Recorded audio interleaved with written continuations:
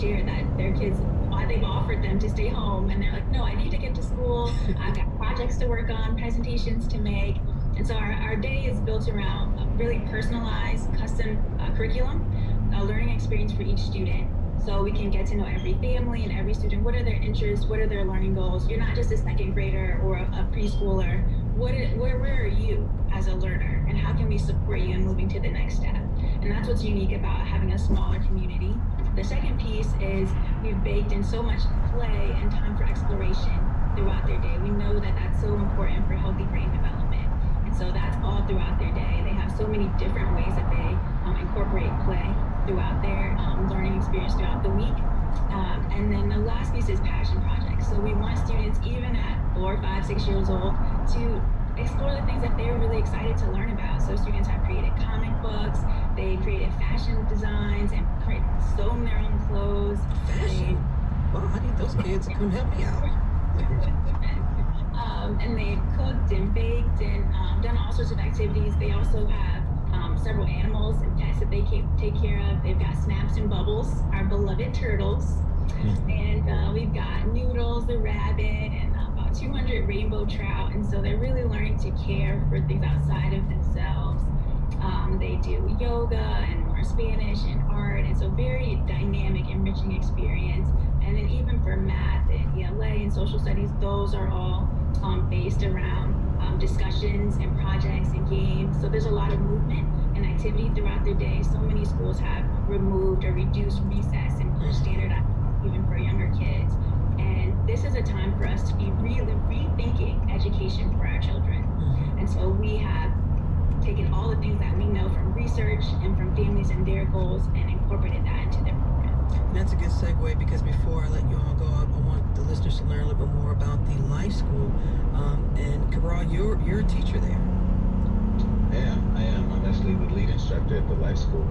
And we really modeled the Zucchini's experience after the learnings that we were able to gain here at the Life School. So a lot of project-based education, a lot of experiential education, being able to actually touch, create, to build, to taste, to walk different paths and figure out what it is that's working for you, as opposed to just following the specific prescribed pathway. Now, the Life School, of course, is a fully accredited high school, and we actually recently just graduated our first class, and we're looking to graduate our second in a few months, and we're very, very excited about that. And our students are going on to college, our students are pursuing careers in finance, careers in computer programming and coding and things like that. So right on down to the Zucchinis, the kids are coding and learning to code robots and do all kind of cool stuff. And it just kind of follows this coursework that's really natural and evolving. And a lot of parents are like, wow, this Life School is great. Is there something similar for my younger kids? And so, that was another opportunity there to kind of create for them. And Michaela, I've just got about 30 seconds. I want to ask you this, though. Based on what Cabral just said and the response from the community, does it seem like maybe y'all need to expand if you can? Oh, absolutely. We're always looking for new ways to grow and expand the program, bringing in new families, we've doubled our enrollment actually every year. And so we're getting ready to do that again. So folks that are interested in joining should definitely reach out. And other folks who have materials and supplies to share, we would love to connect with them as well. Partners are always welcome. And I want to note too that one of our priorities is that it's affordable. So we have these amazing high quality learning experience, but manageable. Zucchinis is $500 a month. If you at this level, you would maybe 3 or 4x. All right. If you want a cranky 14-year-old cat, I can bring him over. Michaela Streeter, the founding principal of the Life School and co-founder of Zucchini's Homeschool Co-op, and Cabral Muhammad, a co-founder of Zucchini's Homeschool Co-op and a science teacher at the Life School. Thank you both for taking the time. I really appreciate it. Best of luck to you. And keep those 200 rainbow trout safe over there, okay? We'll bring you some profit. I'll take care.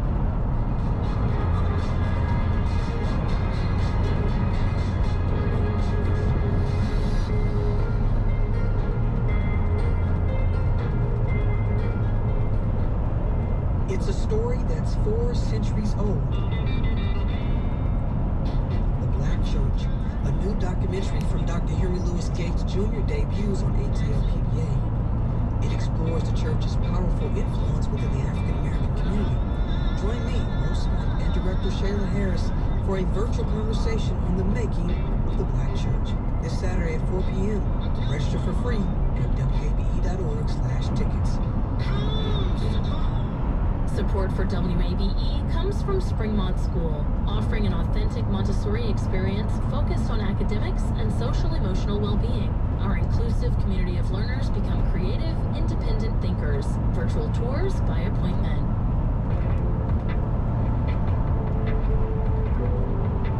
And Closer Look continues now here on 90.1 WABE, Atlanta's choice for NPR. I'm Rose Scott. Page 1 of the Atlanta Police Department manual reads, quote, "The Atlanta Police Department places the highest value upon the preservation of life and the safety of its police officers and citizens.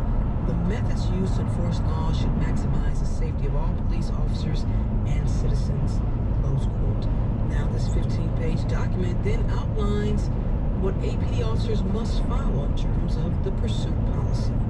Now, recently the policy was changed about roughly 1 year after former Atlanta Police Chief Erica Shields established a zero chase policy for the department. We'll learn more about that in a moment. So what are the details of the policy? Well, in part 1 of my conversation, Atlanta Police Chief Rodney Bryant talked about the pursuit chase policy, but our conversation begins with learning a little more about the chief. Chief Bryant, thanks for taking the time. I really appreciate it. Thanks for having me. Before we get into that, I want our listeners to learn a little bit more about you. But let's go back a little bit. We're going to go back to 1988. Remember that year? Yes, indeed. Did you have a Jerry curl, Chief? Believe it or not, no, I didn't look much different than I do now. I wish, but no. I had a lower haircut. All right, I'm just messing with you. Everybody, look, 1988, everybody has some. Let's go back to that year because that's the year you joined the force. Absolutely. I came on the police department in January of 1988.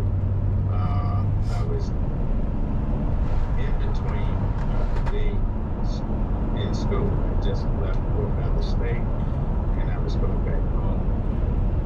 And also had a break from being in the Army Reserve. Had ambition, but always wanted to be a police officer, so I was hired in 1981. You said you always had wanted to be a police officer. How can you recall just at what age that's what you knew you really wanted to do? You know, growing up in the city of Atlanta, I truly I never had any real bad experiences with police, and I looked upon them as someone to actually be helpful in the community, and so it was an attribute. There were attributes of police officers that I thought in line with what I wanted to do by helping others. And so, can't say how long it had been, but I knew that it was a desire. And the officers in your community, the officers in your neighborhood, you all knew them. The way you're telling me, it sounds as if they were part of the community. People knew they were. They knew who they were. Yeah, absolutely. You know, I grew up in Southwest Atlanta, so the people patrol officers were regulars and routinely throughout the community. And then in school, we had school detectives inside our schools that we knew by their last names as well, who were often come to the school regularly.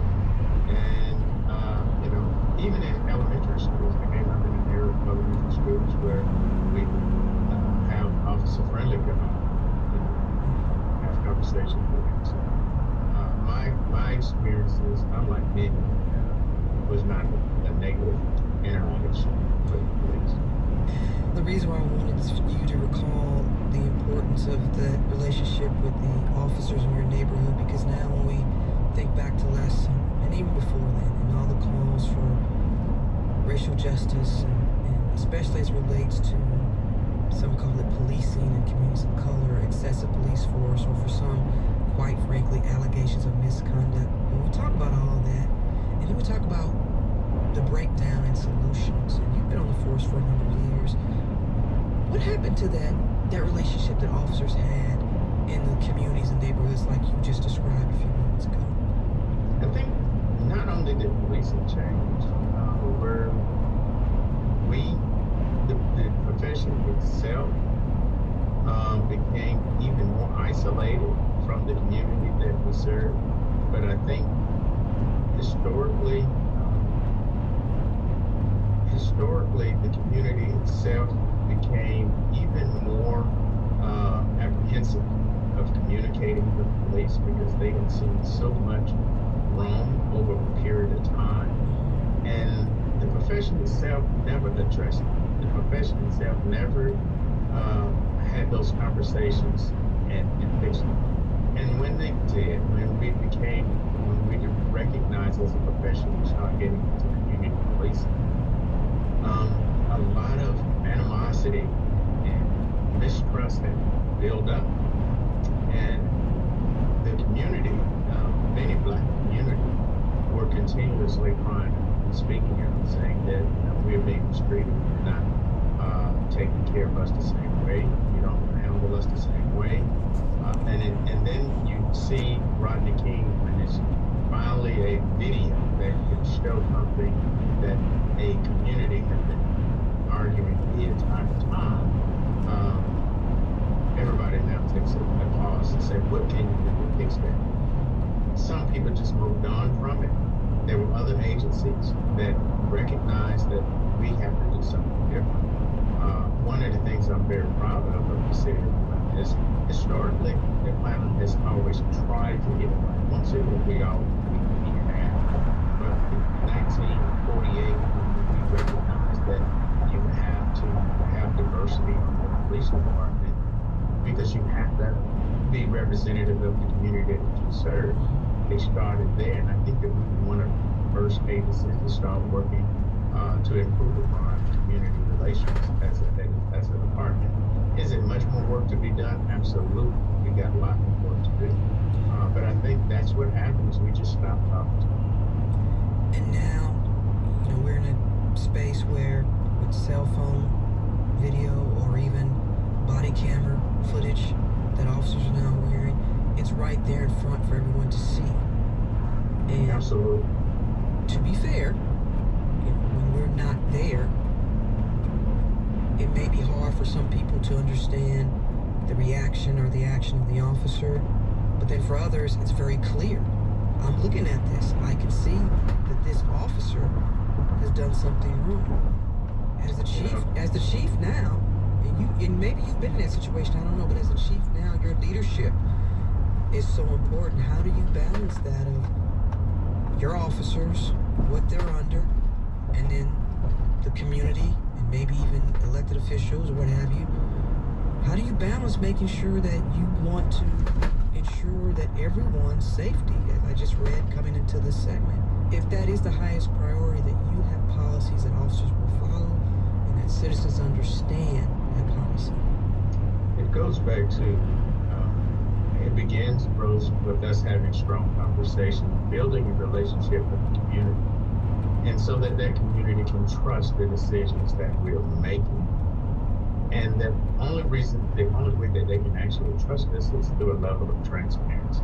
We have to be very transparent in the actions that we take against the citizens themselves, as well as our police officers. And in doing so, we have to quite often recognize that it takes time for us to get into those spaces. We're in a society now where everything is quick. Everyone wants everything immediately, so quickly. But when it comes to these level of processes, it is not as quick as you would like. We have to sometimes really take our time and get this thing right, because if we mess it up, I think it adds more to the problem when we get it wrong. And so we need that time, but you can only get that time if your community trusts and believes it. Do you need help establishing that trust? Oh, absolutely. Absolutely. I think that the police, it's like in any relationship, you have to continue to work at and it is strengthened not just by the two parties, but sometimes it requires other people interjecting to help build and strengthen that relationship. And what I mean by that is even though the institution of the church and schools are part of the community, they bring different perspectives. And I think that when we are all working together to move forward, it puts us in a much better space. So now we come to another policy, which is APD's pursuit policy. Yeah, I recognize that that policy has some challenges, and everyone is not on the same side as it relates to. What I'll tell you is this: I want to clear up something, and as I stated earlier, one of the things that we have to improve upon is the level of communication and transparency. There's a misnomer that there was no policy, there was a no chase policy. In all actuality, what happened was there was a chase policy. It was suspended. So there was no zero chase policy under Chief Shields? That's correct. What that really meant was there was no policy in place for a chase. Hence, you couldn't chase because we had no policy to address it. And because that policy was suspended and being reviewed. And what happened was Chief Shields invited her police executive research to come in, take a look at the policy, and come up with strong recommendations to see what we could do to improve upon what we had. Once I got into this seat, the policy being heard, results came back. We took a look at it. We scrutinized it for a period of time. I mean, I think we looked at this policy and their recommendations for over a month, if not longer, before we decided that it was to put their recommendations in place and then go ahead and allow the policy to move forward. So for our listeners, let's take them through this if possible. And if you think a scenario is the best way to relay this, then I think that's fine. Officers right now, if they are in pursuit of someone, a high-speed chase, is there any criteria that they must, at that time, use to determine whether or not they need to continue? For our listeners, I think that they would welcome, how will officers determine whether or not to engage in a high-speed pursuit? Absolutely. Great question. So one of the things that we did with this new policy is implement supervisor approval at the beginning. An officer cannot get into a chase without having the supervisor approval. The very demographics that you established or just spoke of are considered.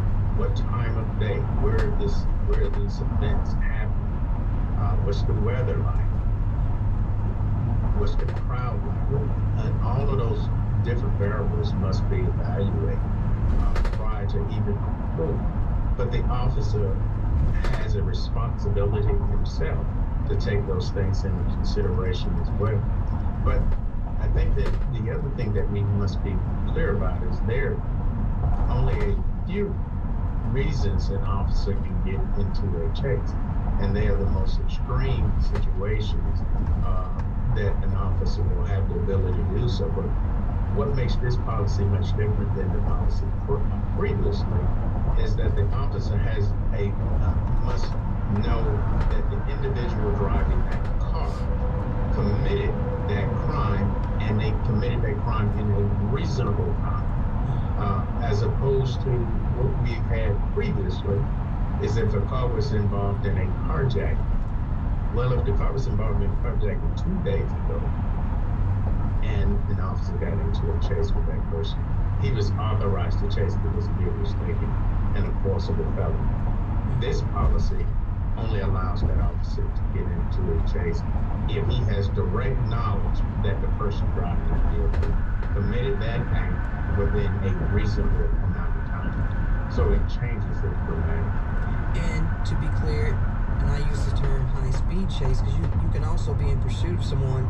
The officer could see the driver do something that might have been detrimental to others in the surrounding. Is that also part of this policy? Yeah, absolutely. So quite often you can have a chase and the person just refuse to stop. And that too constitutes a chase, meaning they can be traveling with the speed. And we've been in chases where people stop at red lights and turn on their signals and they just refuse to stop. But you also have the one that will use speed, where people are driving at a high rate of speed. Again, all of those are evaluated, not just by the supervisor, the officer himself, but the supervisor as well. Chief, when should an officer cease the pursuit through your lens?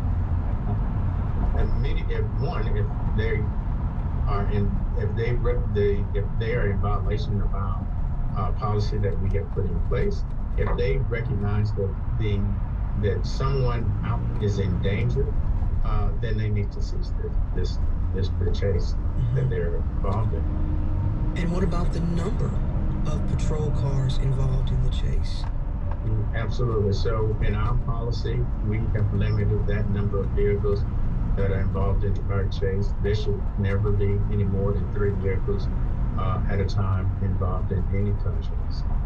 Chief, at any point, if there are concerns or, heavens forbid, a tragic outcome, could this policy be suspended again? Is there an outcome that could occur that this policy could be suspended and you all take another look at it, or are you satisfied with what the research has presented to you all and you want to keep this policy in place? We are always evaluating our policies. There's no policy that we have in place that we believe is etched in stone and it is absolute concrete. So we have a review process of making sure that we are in line with what the best information, the best research, the best technology that are coming out. We continue to evaluate those. And absolutely, we believe that this is a strong policy that we have in place, but if we recognize for some reason, and that's generally what happens in policing, is something that you thought you captured may not fit the policy that was prior to this one. We thought at the time that was a sound policy. We recognized that there were things that could be improved. It was suspended. We took the recommendations, put them in this policy, and we believe we have a sound policy now. And that is part 1 of my conversation with Atlanta Police Chief Rodney Bryant. Part 2 tomorrow, where we'll talk about more in terms of how he feels policing in certain communities should actually occur. That's it for this edition of Closer Look, which is produced by Grace Walker and LaShawn Hudson. Our engineer is Kevin Rinker. Y'all know he rides a bike. If you missed any of today's show, it's online at wabe.org/closerlook. And of course, Closer Look weeknights at 8 p.m., as well as our podcast. Subscribe to Closer Look wherever you like. Stay tuned to 90.1 WABE, Atlanta's choice for NPR. As always, I'm Rose Scott.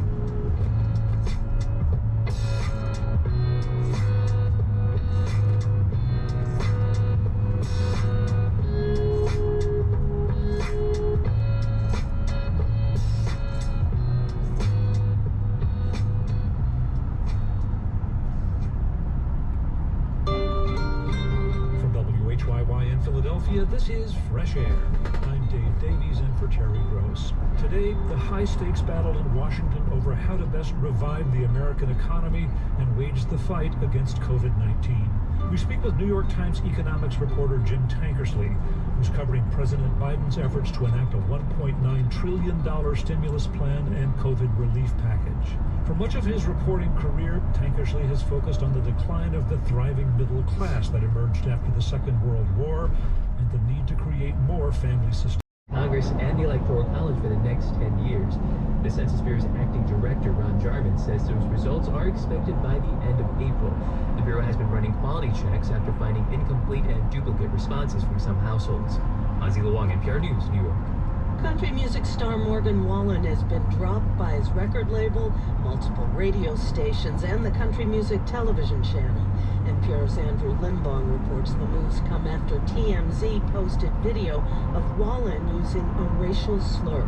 In a clip posted by TMZ Tuesday night, Morgan Wallen is seen exiting a car at night and then saying the N-word. Wallen issued a statement to TMZ saying, quote, "There are no excuses to use this type of language ever. I want to sincerely apologize for using the word. I promise to do better." Morgan Wallen's Dangerous, the double album, has been at the top of the Billboard 200 chart since it debuted 3 weeks ago, which is a big deal. According to Billboard, the last country album to do that was Taylor Swift's Red in 2013. In October, Wallen was disinvited from playing Saturday Night Live after he was videoed partying, breaking COVID protocols. He eventually appeared on the show in December. Andrew Limbong, NPR News. This is NPR.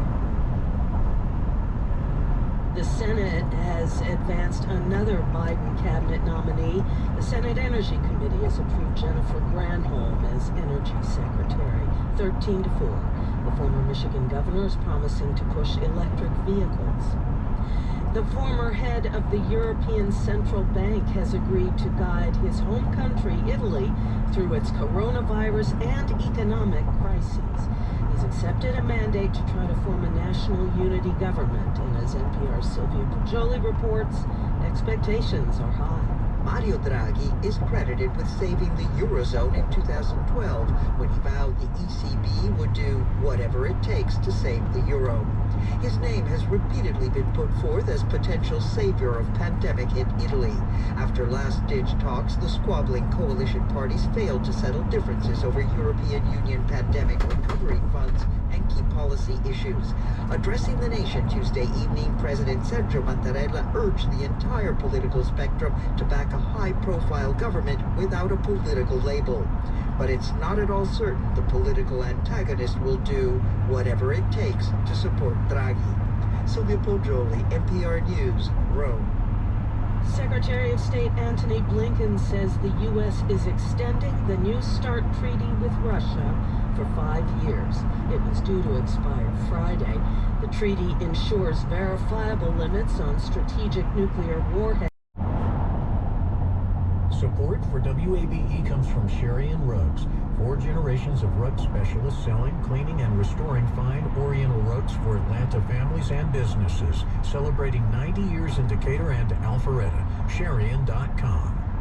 Farm workers in California provide an essential service and live and work in crowded spaces.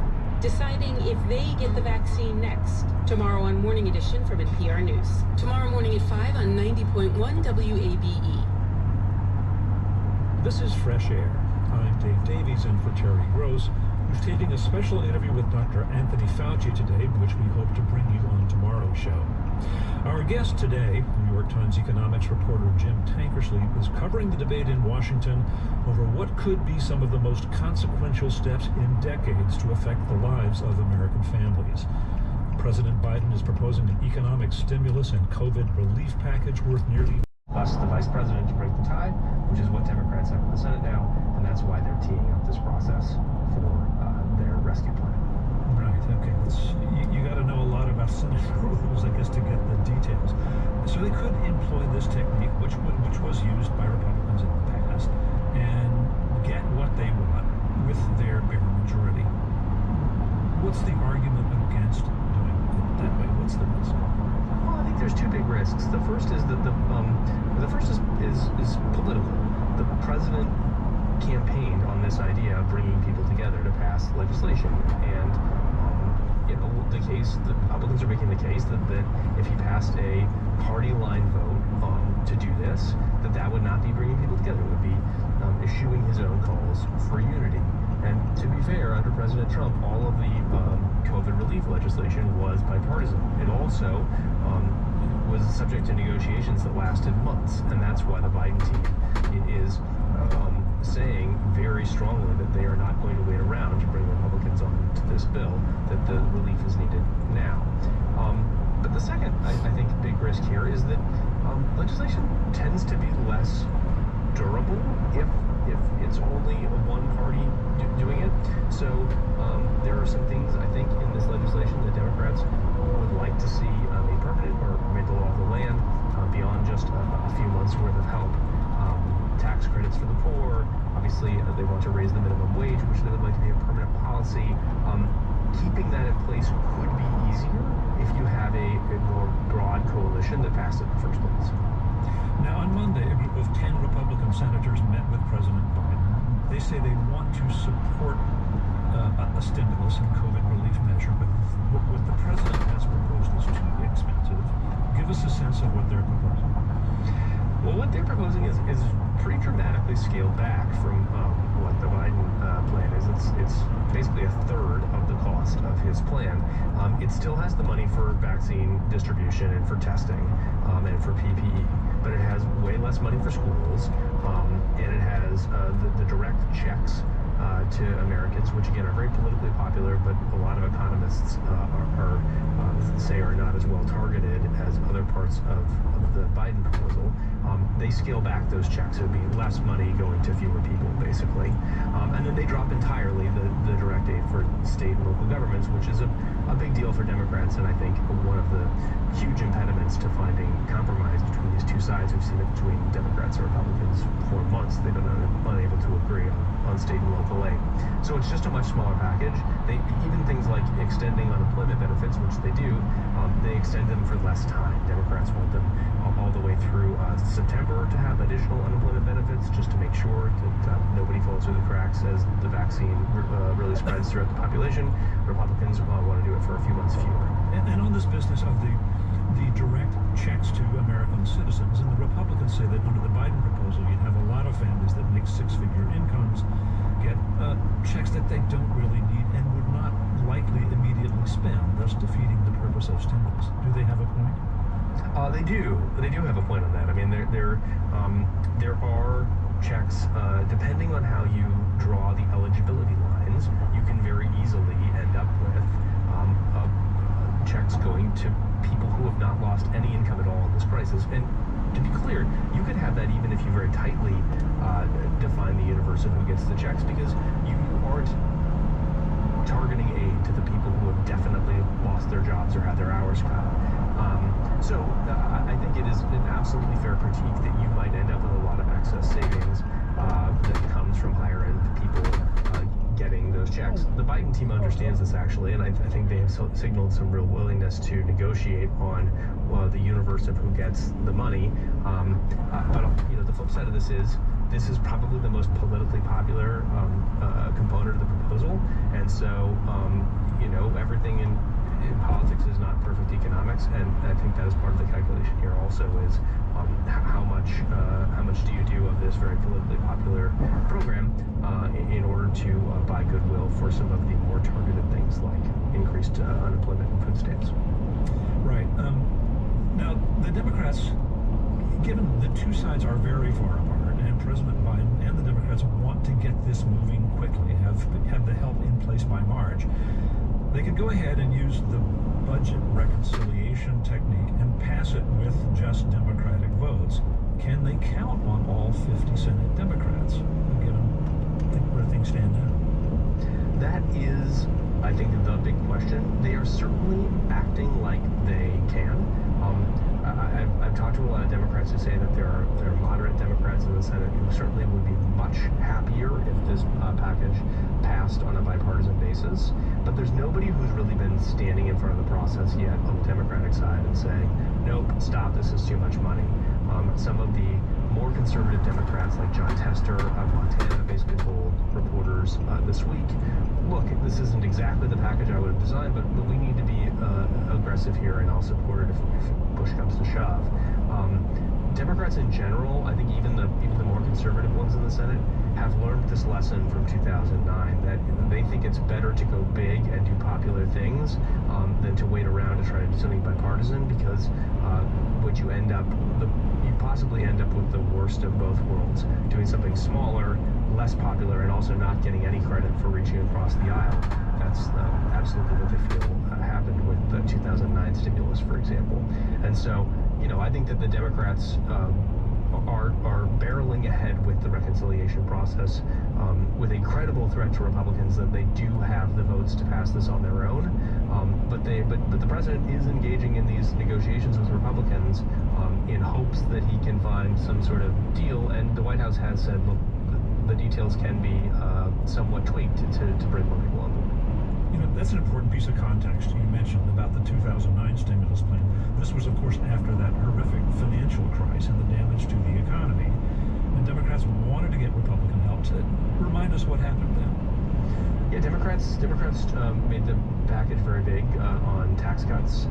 They kept the cost down. I mean, they started lower than some economists were telling them they needed to go, less than $1 trillion, because the Obama administration calculated there just wasn't going to be political will to get a full $1 trillion package. And what they ended up getting was about an $800 billion package that had some components that really seemed to have helped and others that really didn't, and some things that they got absolutely zero political credit for. They had some, basically a tax refund that came into people's checks, sort of a tax cut every time you got paid, and nobody noticed it, and they didn't get any goodwill from it, and it didn't really seem to provide much stimulus. And so I think that the Democrats' political and economic lessons there were we didn't go big enough, and we didn't get credit for what we did. And, you know, the president's party lost the House in 2010 following, that bill and the Affordable Care Act being passed. And Democrats, in retrospect, wish they had been much more aggressive and had tried to produce a much faster spark in the economy so that maybe the voters would have rewarded them for it. So he ended up getting a lot of criticism from the GOP, and they campaigned against him in parts of it after his efforts to bring them in. Yeah, and that was true on healthcare and on the stimulus. But the Republicans said the president spent all this money and he wasn't acting, promised to be bipartisan, and he didn't. And what Democrats, I've talked to a lot of Democrats about this, and one of their big takeaways is that Obama couldn't just turn around and say, yeah, but we got results. Yeah, we did things that people loved right away, and you saw the results in the economy. And that's what the Biden team is trying to do here. They're trying to say, we are going to go big. People are going to be able to see the benefits. The economy is going to recover faster. The vaccine's going to get out faster. And, particularly the most vulnerable people in the economy are going to see the help that they get from this bill, and they will be pleased by that. We need to take a break here. Let me reintroduce you. We're speaking with Jim Tankersley. He covers economics and tax policy for the New York Times. His book, published last year, is The Riches of This Land, The Untold True Story of America's Middle Class. We'll continue our conversation in just a moment. This is Fresh Air. You're listening to Fresh Air on member-supported 90.1 WABE.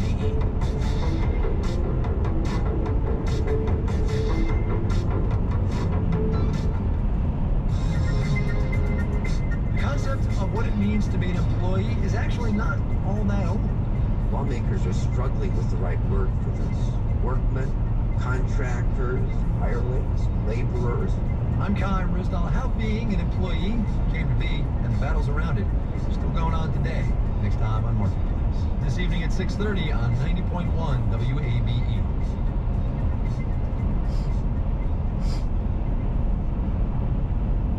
This is Fresh Air, and we're listening to the interview I recorded yesterday with New York Times economics reporter Jim Tankersley, who's covering the debates in Washington over President Biden's proposed economic stimulus and COVID relief package. His book, published last year, is The Riches of This Land, The Untold True Story of America's Middle Class. We talked about the fact that President Biden is facing some reluctance among moderate and conservative Democrats to go along with a package that is very, very expensive. There's another side of this, which is that there's a progressive element of the party that wants a lot and wants it now. And Senator Bernie Sanders is now chairman of the Senate Budget Committee. What impact will that have? I think it's already having an impact. Bernie is, and I talked to him about this for a story earlier this year. He is feeling very much like he wants to be aggressive with this budget reconciliation process. So he and the chairman of the House Budget Committee have written a budget reconciliation document that would allow for, in the first cut, an additional $1.9 trillion in deficit spending, just like the president's calling for. That's an aggressive use of reconciliation to drive up the budget deficit.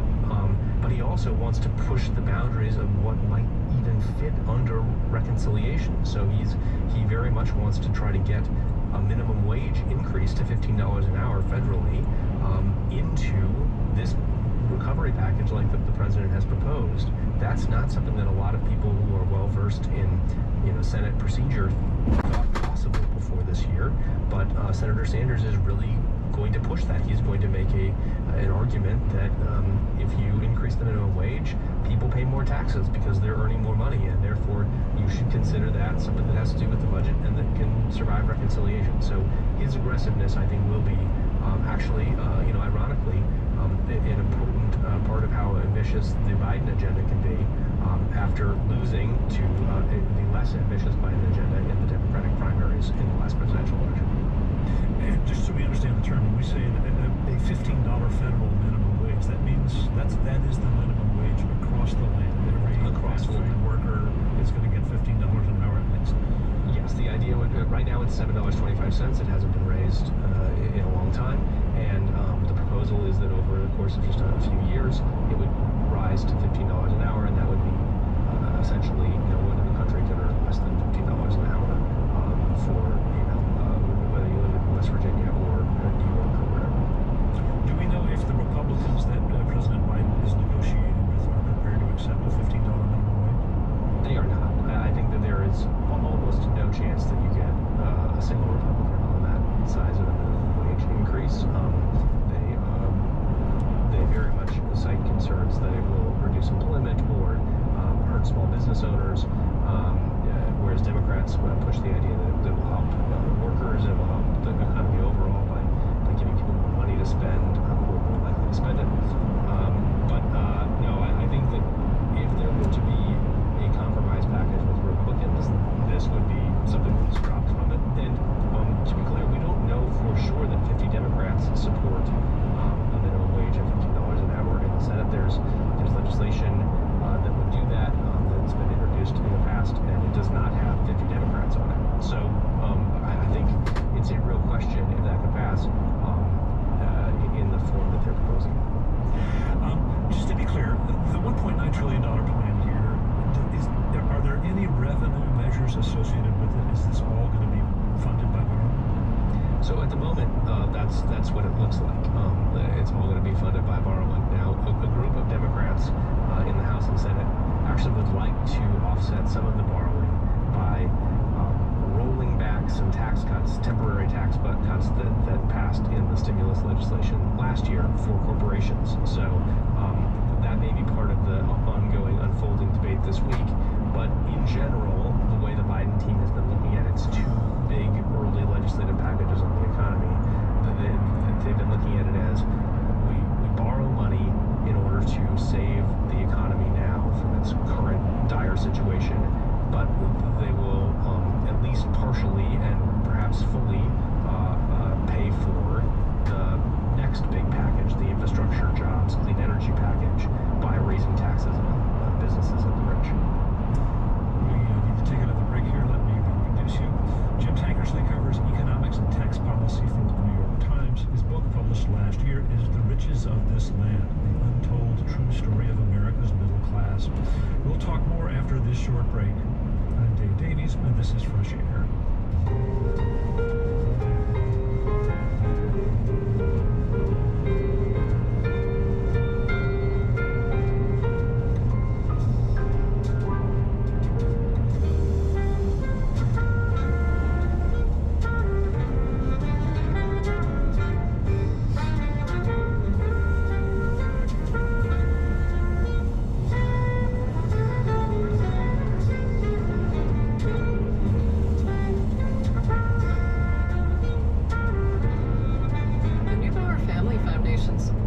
WHYY's Fresh Air and its commitment to sharing ideas and encouraging meaningful conversation. Support for NPR comes from this station and from the NPR Wine Club, offering its 50th anniversary Prosecco in celebration of half a century of NPR. Available to adults 21 years or older. Learn more at nprwineclub.org. And from Eric and Wendy Schmidt through the Schmidt Family Foundation, working together to create a just world where all people have access to renewable energy, clean air and water, and healthy food. On the web at theschmidt.org. Support for WABE comes from the Roberto C. Goizueta Business and Society Institute at Emory University. transforming business to build a more equitable and climate-smart world through cutting-edge research, innovative programming, and principled leadership. Emory.biz/society. And from the Original Mattress Factory, manufacturers of hand-built mattresses and box springs at their employee-owned and operated factory in Atlanta, featuring the original orthopedic brand with flippable two-side mattress design. OriginalMattress.com. The concept of what it means to be an employee is actually not all that old. Lawmakers are struggling with the right word for this. Workmen, contractors, hirelings, laborers. I'm Kai Rizdal. How being an employee came to be and the battles around it still going on today. Next time on Marketplace. This evening at 6:30 on 90.1 WABE.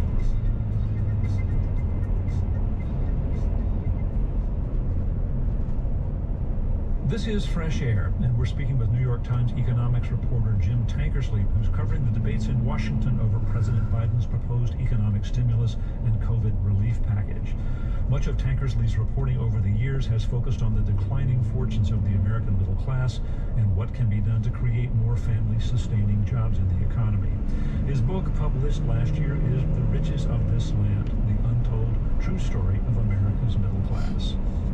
You know, you've spent so much of your career reporting on what's happened to the middle class that emerged after the Second World War, people who had family-sustaining jobs even without a college education. I'm wondering how you see what's happening right now in that context. I mean, is this an opportunity to make a big difference for people who've been suffering for so long? It is an opportunity. It is also just a huge challenge. I think if you were to design a recession to hurt most the people who have most helped to build the American middle class, you would design basically this one. And I think that is on the one hand, a really big challenge. We need policy that's going to help those people, which, to be really clear, those people are women of all races and they're men of color and immigrants. History shows us that they are the ones who actually powered the great growth of the American middle class after World War II. And they are the ones who are being hammered by this recession. Women are being pushed out of the labor force by having to care for children who can't be in school. Communities of color are dying at a disproportionate rate from the virus, and they're out of work at a disproportionate rate. Black unemployment is still in double digits. White unemployment has fallen dramatically since the start of the crisis. So we need to find ways to help those left behind workers get back on their feet again. On the other hand, it's also an opportunity to really see that reality of this recovery in a way that maybe has not been targeted in past recoveries from recession. And I think if policymakers really make a point to say, what can we do to get women back to work? What can we do to get men of color back to work? What can we do to rebuild wealth and go beyond rebuilding to build new wealth in these communities and to empower these workers to really get ahead and contribute again? There is real opportunity there, and it's hard to be an optimism sometimes about such a difficult period in our country and our economy, but I think if there is an optimistic place to inhabit, that's it. One of the things that would make a big difference is new job creation. And, you know, once President Biden gets beyond this stimulus package and COVID relief plan, assuming it happens, he's got another big initiative that he wants to push. He calls it Build Back Better. It's spending trillions on infrastructure, clean energy. Tell us, I guess we don't know all the details here, but what's involved here? What would it do? How would it be financed?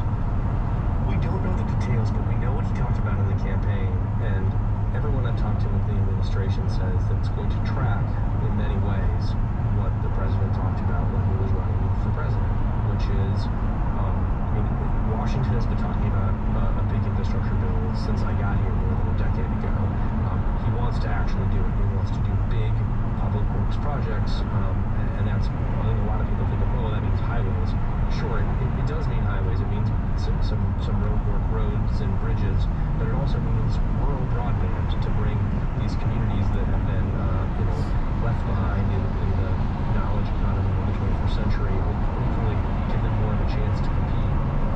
It means, in the president's view, investing in a whole bunch of different energy infrastructures for clean energy that will reduce carbon emissions from the United States and help lead the way in the fight against global warming. So he talks a lot about the 500,000 electric car charging stations across the country and a bunch of sort of grid infrastructure. Some of it is sexy, some of it is decidedly not. But there are also things like federal employment programs, just ways in which the government would directly create jobs, and he wants to pay for all of it by raising taxes on the very high end, raising taxes on corporations, particularly multinational corporations, and raising taxes on rich people and in particular investors. Well, Jim Tankersley, I want to talk about the book that you wrote. A lot of it, it's not heavy on economic charts and data. A lot of it is looking at people in the middle class who have suffered in recent decades and their children. And you say that for a long time you've been considering the question of why the economy isn't producing the kind of jobs it did for guys who went to high school. Jobs that were, family sustaining, that allowed them to have a house and a car and health insurance and a college fund. People who didn't necessarily go to college. In your case, it was the logging industry where you grew up.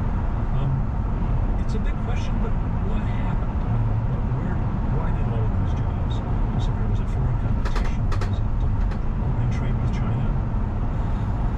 Yes, I mean there's a lot of reasons why the American economy has stagnated in the last 40 years, and I do think that it's important to look at this question of where the jobs went, but it's sort of one of the big answers that I've come across and really become convinced of is it's not just about the jobs that went away, it's about the new better jobs that haven't appeared. There are lots of reasons why jobs, particularly jobs for men who didn't go to high school or who didn't go to college, who only graduated high school, have gone away since basically the Reagan administration. We have had a lot of automation, computers taking jobs away from humans. I mean, in some cases, computers make people more productive, but in other cases, they just replace them. And we've seen that. We have seen jobs that have gone overseas, to China in particular. In the early 2000s, the China shock, by some economic estimates, cost us 2 million jobs. That's a lot. But what we've seen in America's history is that there have been lots of times when jobs have gone away. We had better farming technology that drove a bunch of jobs out of the fields. But what happened in that time was that the workers largely went to factories where they did new, better, more productive things that actually paid them more money. And that's the real mystery of the American economy over the last 40 years is why haven't those new, better jobs appeared? Why is Ohio now not awash in even better paying jobs than the steel mill jobs or the manufacturing or any other sort of blue collar jobs that they've lost? Why not? And I come to an argument in the book that's about people, and that took a long time and a lot of research and a lot of talking to people who have struggled in this economy for me to piece together. I'll take another break here. Let me reintroduce you. We're speaking to Jim Tankersley. He covers economics and tax policy for the New York Times. His book, published last year, is The Riches of This Land, the untold true story of America's middle class. We'll talk more after a short break. This is Fresh Air. And you're listening to Fresh Air on 90.1 WABE. Here and Now follows at 3.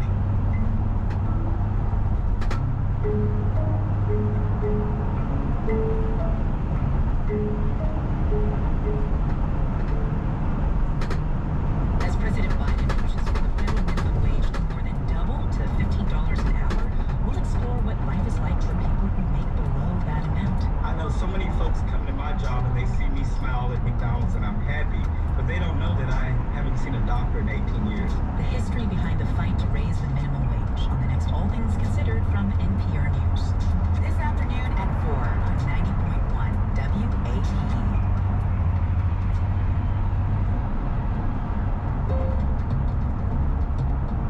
Support for NPR comes from this station and from the Communitarian Network and Amitai Etzioni, offering civildialogues.org, a town hall meeting platform dedicated to bringing different people together. Learn more at civildialogues.org. And from the Human Rights Foundation, presenting the new documentary film, The Dissident. From the director of Icarus, The Dissident examines the murder of journalist Jamal Khashoggi, now playing everywhere on demand. This is Fresh Air, and we're speaking with Jim Tankersley. He covers economics and tax policy for the New York Times. He's currently covering the debates in Washington over President Biden's proposed economic stimulus and COVID relief package. Much of his reporting over the years has focused on the declining fortunes of the American middle class and what can be done to reverse that decline. His book, published last year, is The Riches of This Land, The Untold True Story of America's Middle Class. You know, one of the central ideas is the observation that when jobs in the American economy have opened up to those who were previously excluded, women and people of color, those were the periods when we saw the most robust growth, and that even white men benefited from it. This idea that when you open up the economy to those previously excluded, it's a zero-sum game and white men lose. You think it's exactly the opposite, that drives growth, which benefits everybody.